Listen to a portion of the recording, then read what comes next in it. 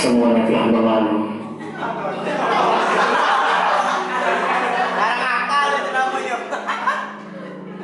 Ganti lagi.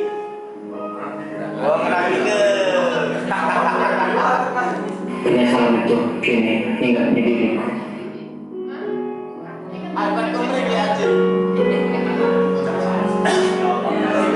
Jalan lagi sedihnya, woi. Di tempat ini, di kampus ini,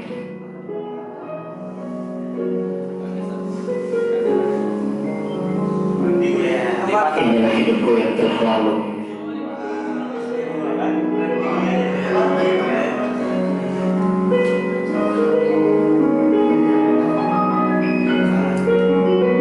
Dulu,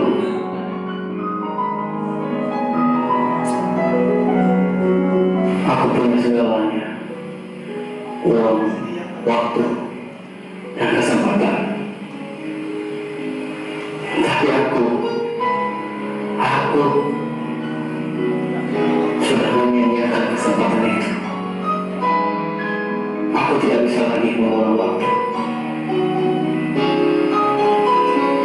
Di sini kami lebih ke mungkin cuaca, waktu, dan masalah editing filmnya. Karena film di sini kami membuat dari HP yang berformat MOV, jadi tidak terlalu sedikit sulit untuk masuk ke dalam pengeditan softwarenya itu.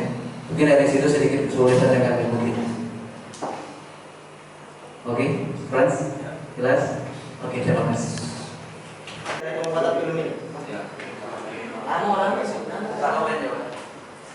Baiklah, pertanyaannya bagus sekali dari saudara Zulfikri. Langsung dijawab.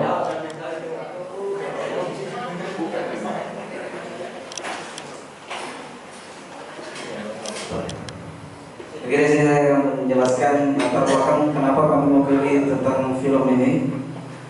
Di sini kami mengangkat film ini kemungkinan kami ingin memberikan suatu di akhir skripsi ini kami ingin membuat suatu film yang mungkin bermakna dan bisa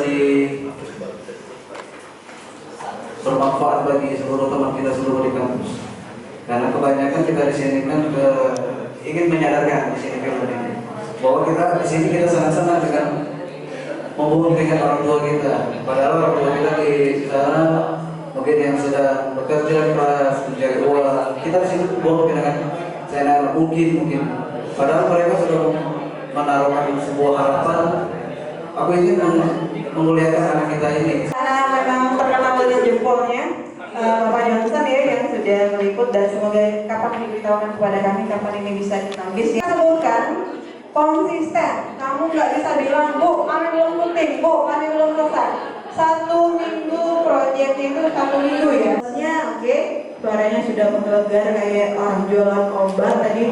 Sudah cukup. Kurang pakai baju kemeja tuh. Hah? Kurang pakai baju kemeja.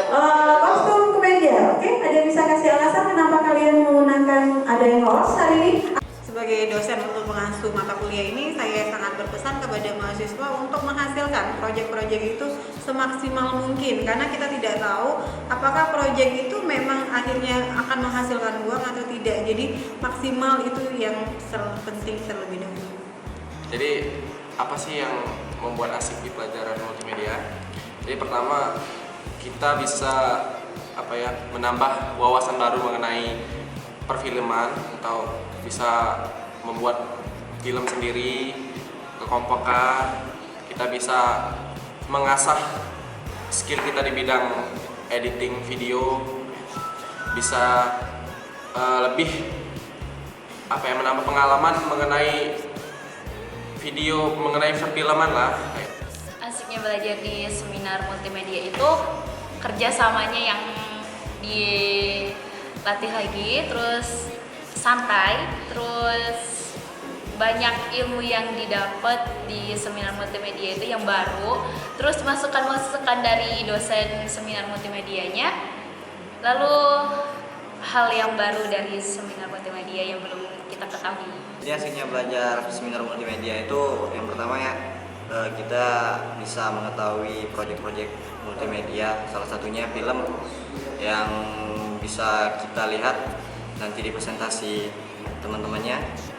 Yang lainnya juga bisa menambah wawasan kita ke depannya tentang multimedia yang pasti.